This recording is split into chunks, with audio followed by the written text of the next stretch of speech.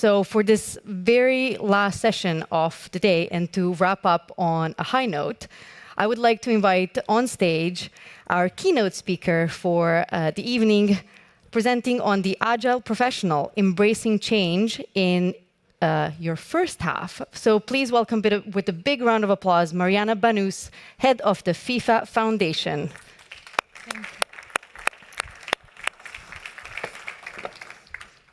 Thank you. Thank you, everyone, for staying. It's a big pressure. I know there's an apero afterwards, so I'm very lucky you stayed all the way. And I know it's been a very intense day with nice presentations and fantastic guest speakers. I think a couple of things that he just mentioned may resound in this presentation as well. So, well, Joao is not here, but of course I wanted to thank him for the opportunity. A few years ago, I was sitting on your side, so for me it's very exciting to be here today. And it looks like very far in time, but it's not, okay? So hang in there. I know most of you probably are in this confusing time about what your next step is. Either maybe you don't have a job or you want to change jobs. So I hope I can share something with you that is useful. Okay, of course, it's a little bit of my story, but I thought that maybe you can relate to it somehow and take something that can help you. I don't have any particular magic figure like the 3 things you have to take, or the 5 things, or the 11 that we use a lot in football. But if you take one, for me, it's already enough, okay? So, I need the clicker. It's here. I hope. So I'll start with a question. Do you have it all figured out? So raise your hands if you always knew what you wanted to do when you grew up. No doubts about your future, no pressure, nothing. Is someone on track like 100%? No, okay, well, that's good. Otherwise, you don't need to be seated here. Then you can go to the cocktail. Oh, just a reference for you. Part 1, 2, 3 is just for you to know more or less where we are in the presentation. So if you're almost falling asleep, you know we're getting to the end, okay?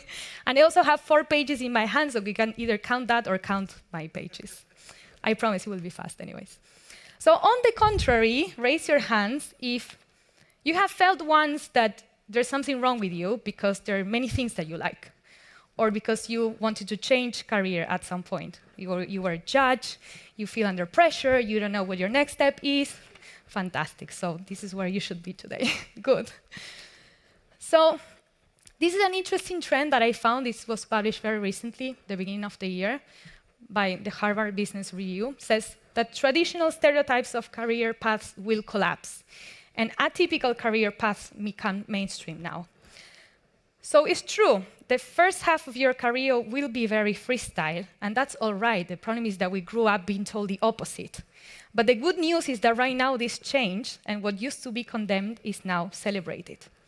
So I call this agility. So I actually did the whole presentation without checking how things are called. And then I realized that, yes, not just me, I call it agility, but it's also now called agile workforce, agile workplace. So this is something, if you want to Google it, there's a lot to read.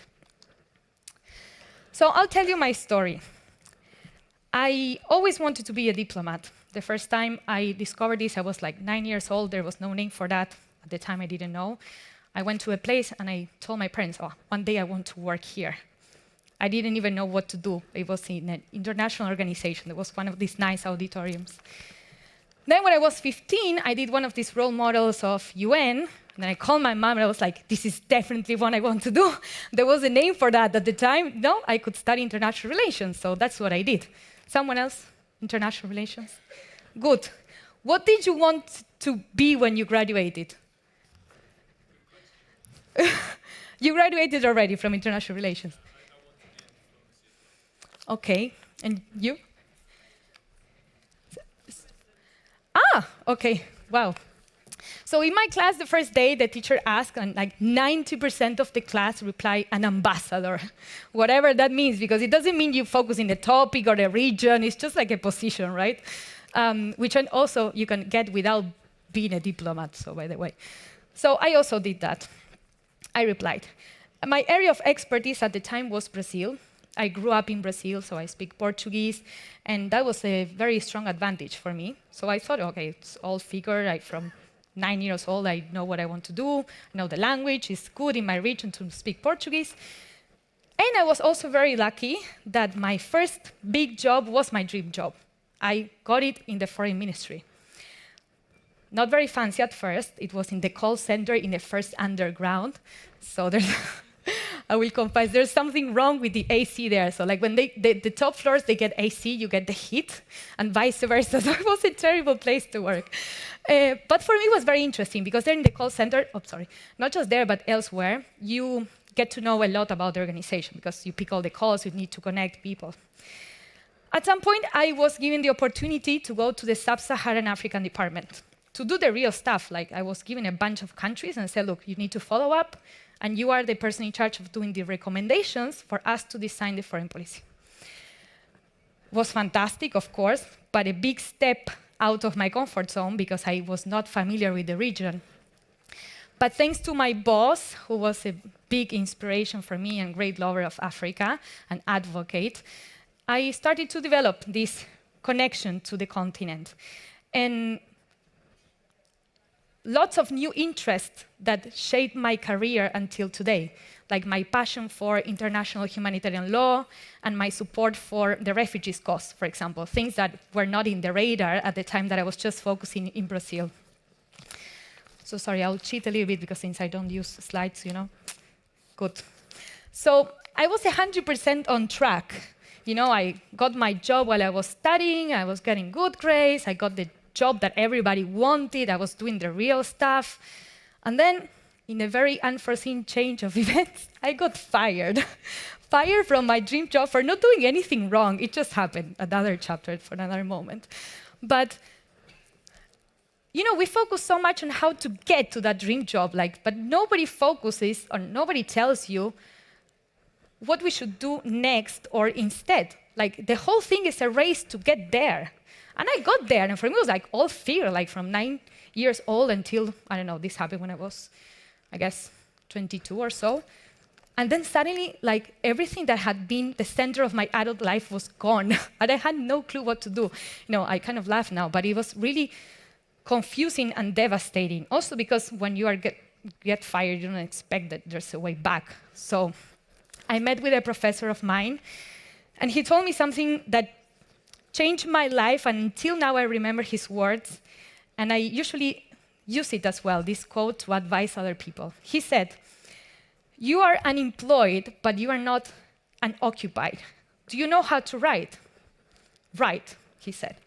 So I did. I discovered I was good at writing, started writing papers, submitting for publications. I even presented in an international conference of political science.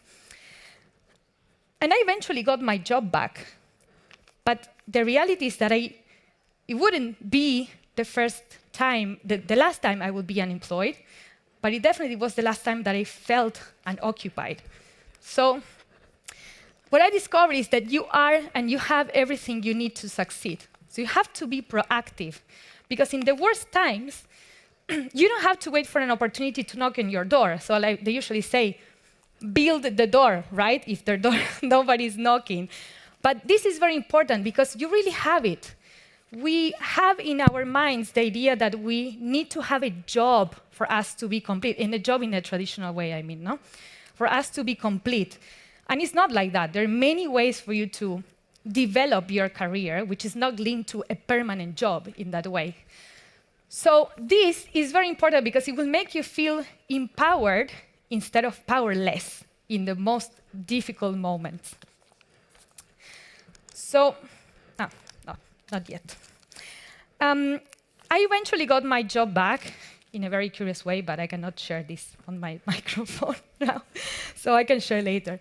But it turned out that being fired was one of the best things that could ever happen, because had I not been fired, I was never going to discover what else I could do with my life. So the reality is that it put me in a situation where I had to forcibly think on what else would make me happy, and that was sports.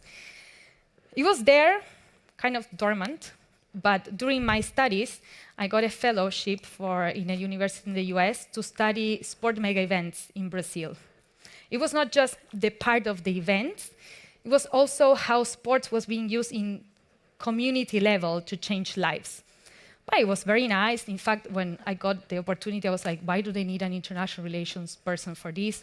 I didn't even know you could have a career in sports in that way. I thought you needed to be an athlete. Really, in Argentina, it was not such a thing, the sports sector. So it was there. I got my job back, but the reality is that that triggered something. And 2 years after the firing, rehiring episode, I decided to quit the foreign ministry to pursue a career in sports. But not before doing the FIFA CIS course in Argentina, where I also met my husband. Something that I'm telling because Joao told me to say. It's good that you're sitting here. The husband part, not the CIS part, okay? It was not an advertising, but he wanted to share that. And my husband is also a FIFA Master alumni, for the record. So this is the most important thing that I've learned. You should have seen the faces of the people when I told them that I was leaving everything to pursue a career in sports, especially in the diplomatic world. Like 15 years ago, sports was something considered like very soft, you know? So it was all about like war and peace and this type of like hard things. And I was called like all sorts of things, like reckless, you will be left empty-handed, and how are you being so disrespectful with your life and the opportunity you had, and you have it all and you still want to waste it. And I still thought it was my time and the opportunity for me to take the risk. I still think that every moment. So like 10 years ago, I thought that 10 years later would be late. And I still think I would still do it today. But whenever you feel it, I would say do it. Because you have to get free of the burden of expectations of how things are supposed to be. You are the only ones, I include myself, preventing ourselves from exploring new things. And the reality is that success is not measured by how long you stay on the same track. It's measured by how you bounce back from failure, challenges, and setbacks. And this is what is really going to prepare for the future and the biggest challenges of your career. So, page 1 is gone, okay? I'll leave it here. So we are moving forward. And that resilience you create is the one that is going to keep you moving forward in the direction that you want to go and not the one that you are supposed to go, okay? So we reach part 2. Well, this is a nice quote. I like quotes. So, how much I miss simply because I was afraid of missing it. So, another way, someone wants to take a picture. That's nice. So, part 2 is how I got to Switzerland. I usually make lots of uncalculated decisions, but Switzerland was not one of those. I did an inventory of everything I knew, like my strengths, in absolute and relative terms. And I thought of the place in the world that would give me the highest chances of getting a job. That was Switzerland. The relative value of a skill turned out to be very important. I didn't know at the time, but I did this exercise. So this is because something that in your country might not be of value, relative value, might be very valuable and give you a huge advantage abroad or in a different sector. And it also works the other way around, unfortunately. So what I discovered, for example, speaking perfect Portuguese for me was very good. Even speaking intermediate French would be extraordinary in Argentina. But coming here, speaking perfect Portuguese wouldn't compensate for not speaking perfect French. And even if you speak perfect French, it doesn't make you any different from the rest, because everybody speaks French here. So I did this with plenty of elements, and also the fields. I'm not good at this. The fields where I could work. So I mapped them, like the diplomatic sector, humanitarian sector, development sector. For the ones that are not in these sectors, they all look similar, but they are not quite the same. And then the sports sector as well. And then I made connections. Let me give you another example about the ones that doesn't work. I also added hospitality there. I didn't mention so far because it was not relevant, but I have quite some large experience. So I put it there, like, oh, Switzerland, perfect, tourism, events, I will work there if I don't have any other job. But what I didn't realize is that here, I'm surrounded by graduates of the best hospitality schools in the world.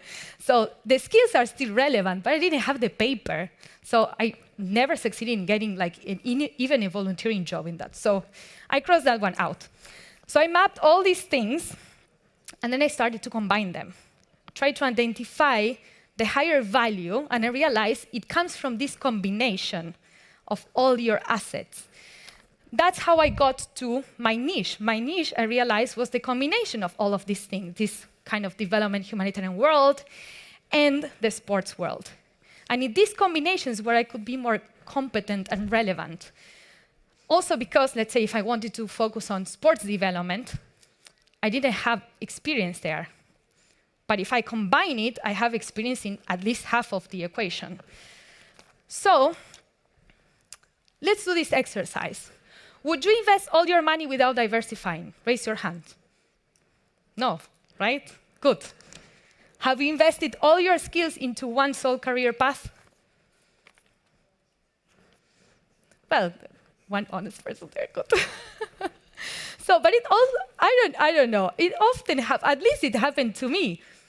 Before this exercise, I was focusing everything in one career path. And I don't know why we do this, because we don't do it with our money, but we do it with our future. We just have a plan, right? And if we are not in that plan, it's terrible. But the thing is, there's a name for this, what I did before, probably there was a name there, but I didn't know, is to build a career portfolio, so which is exactly the opposite of what we were told to do, to just have a plan and stick to it. It's not the way I do it, and it's not my recommendation. We can all do it in different ways. But I invite you to do this exercise. Map it. Diversify, like you would do with the money. You wouldn't just bet everything in a single number or in a stock, right? So map it all. Do an inventory of your skills, everything that makes you, your identity. It also happens that the things that make you, you don't notice. We ignore them and we give them for granted. It's often very common.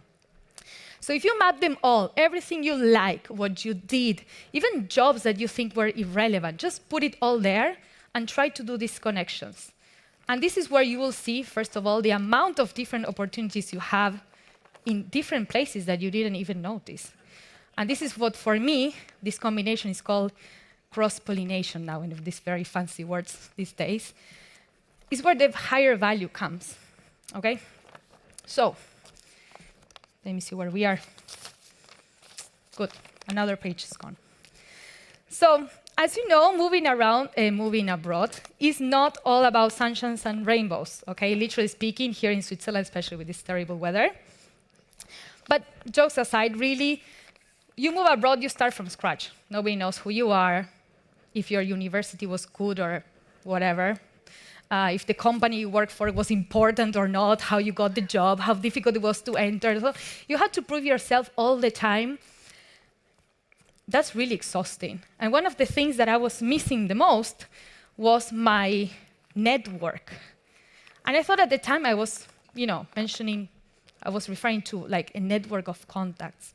So I moved here and I spent the first 3 months meeting everybody. Like, I never had as many coffees in my life as those first 3 months, because I was like betting all. I came with no European passport.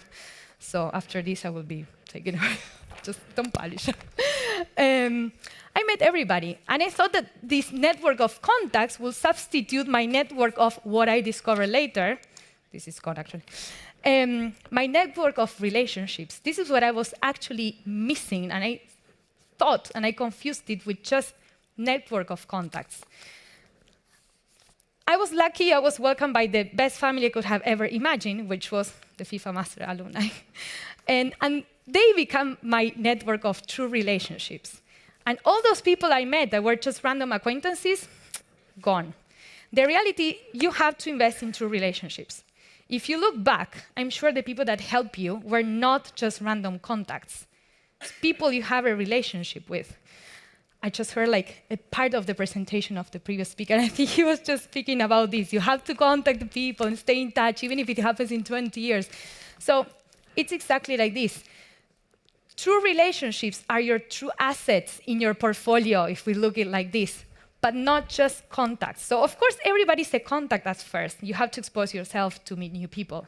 But ultimately, you have to prioritize quality over quantity. Okay, so invest in true relationships. Everything that I'm telling you, I could tell you today based on the people that helped me. Like the whole same story, like who helped me where. We never do anything alone. Like nothing that I achieved here was just on my own. So this is definitely very important. So there were turbulent times, no doubt. I got rejected several times. I actually had to leave the country and come back. Then I got rejected. So I have a friend here that I want to say something. Got rejected for several reasons, like for not having a European passport, or either because the employer thought I was going to have kids very soon, which didn't happen for the next 7 years or so, or because I was too yellow. So I took one of these color personality tests, and I was rejected, even though I was perfect for the job. I got to the very last phase, and it seems like I was on track. The last test was this one. I was like, sorry, you are too yellow. We need someone kind of green. And I started to hate that like forever. Oh, sorry. I actually spoke about that with the person that works in this organization. And the person told me they don't do that any longer. So that's very good. But it was very frustrating, as you can imagine. And I found myself more or less like you are now at some point, like abroad with no money, running out of time, trying to figure my next step. And I bounced around different jobs, all around more or less the areas that I identify in my portfolio. So I did things like workshops, cross-cultural workshops. I supported international organizations in sports labor market. Since I was in the humanitarian field, I did first aid and pre-hospital emergency care in conflict areas. So I did all sorts of things. And I also studied a master here in Geneva. And my master was an example of how I used every experience to gain more experience. This is redundant, but not just in the area that I was, but across my portfolio. So every time I was more on this extreme, like the humanitarian development part, I was trying to do something that would focus on the sports part, and vice versa. So I did the master in development studies, conflict, and peace building, which was very much here. I only heard sports officially in the master once in an anthropology paper. But from the first day, I decided I was focused on sports. So this is how I wrote like papers about migration in sports. And I did that with every single class until I finished my thesis and I wrote about the impact and the experience of football in refugee camps. So this is how I noticed that everything is an opportunity for you to learn and enrich your portfolio. It doesn't matter if it's your dream job. You might not get it immediately, but there's so many other ways for you to learn. And it's interesting because these days, there are plenty of books and things and talks about how to teach, but very little about how to learn.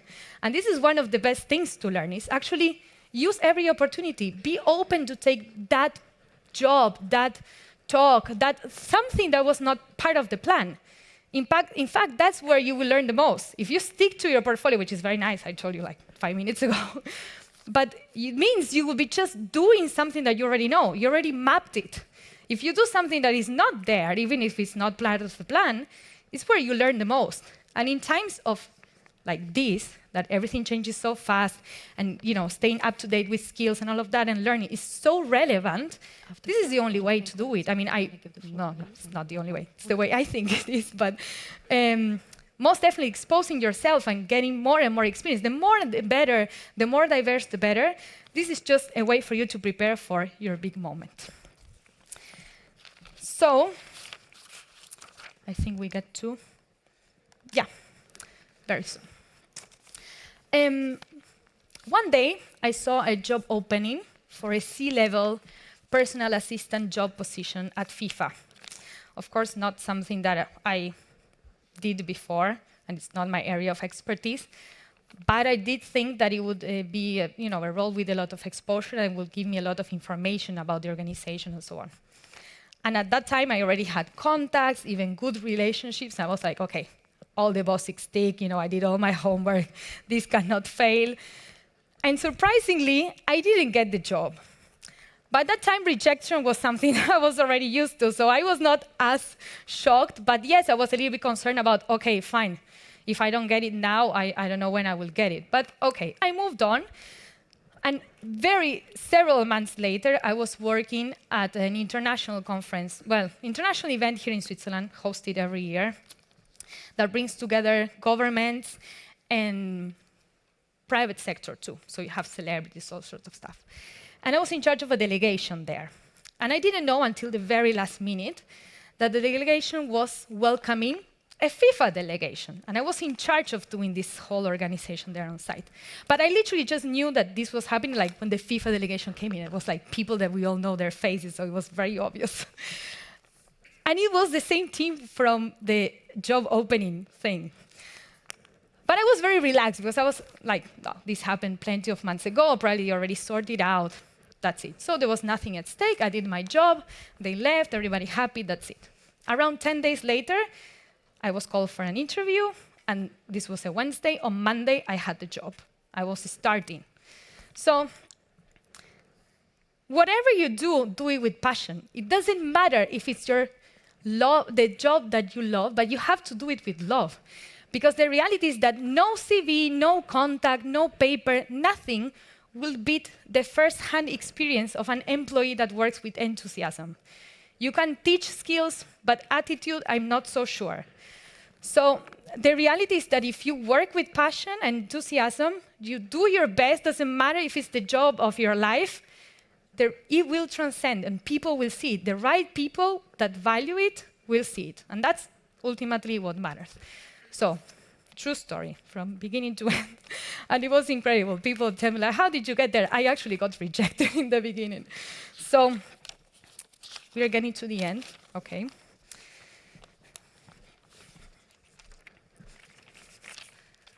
Good. I told you I needed to cheat. Oh, no, my God. This is not the one.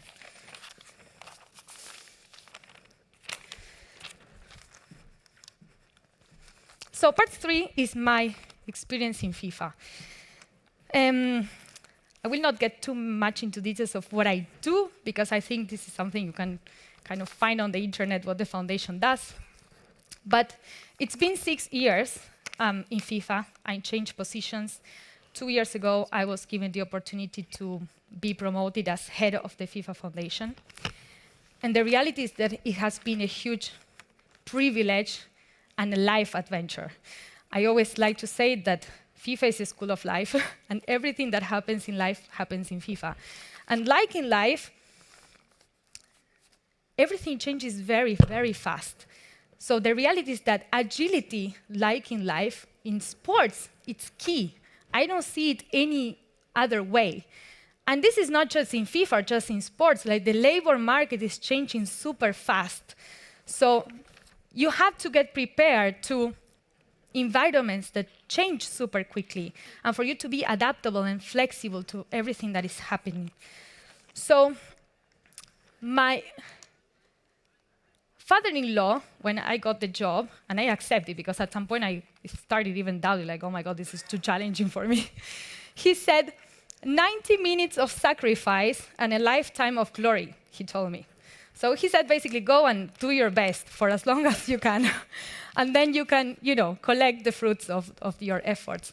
And I'm not saying this to glorify an unbalanced work, an unbalanced life, but businesses are more and more global, and technology makes everything faster and faster.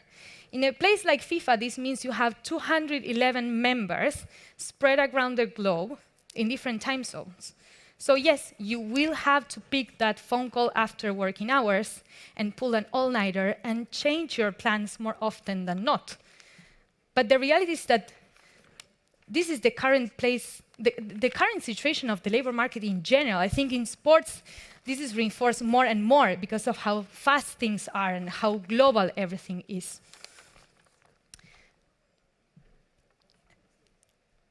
The reality is that for you to be able to survive, and not just survive, but to deliver successfully in a context like this, it requires some training. And for me, the only way to train this is to feel uncomfortable. It's very difficult to just get there and then figure it out, you know?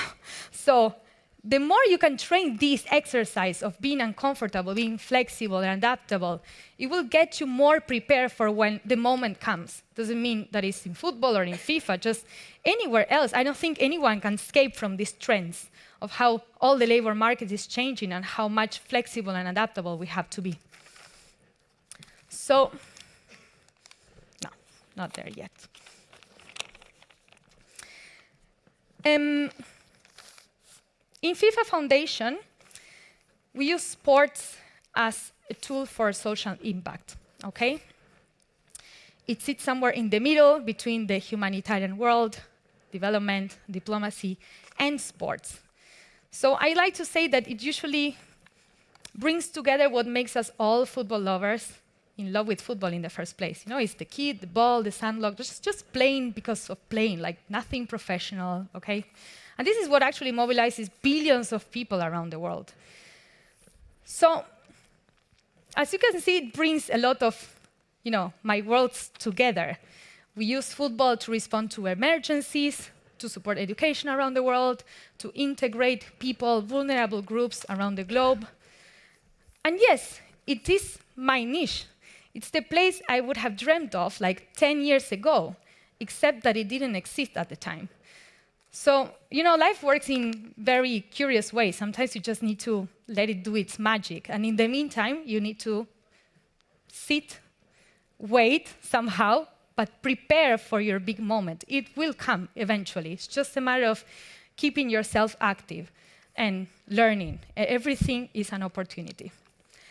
So as I wrap up my story, it's not my personal story that matters, it's what you can take from this. And like I said, you don't need to remember any of this, all of them, but if you just take one, and it means something for you, it resonates somehow, for me, it's already enough.